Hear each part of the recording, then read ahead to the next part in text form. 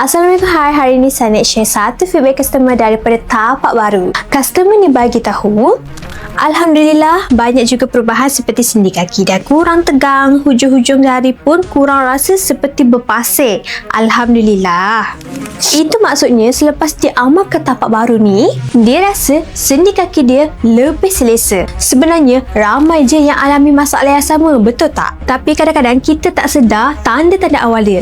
Contohnya, sendi kaki rasa tegang dan rasa berpasir. Kadang-kadang sakit sendi datang tiba-tiba. Kalau dibiarkan, ia boleh ganggu kerja harian kita.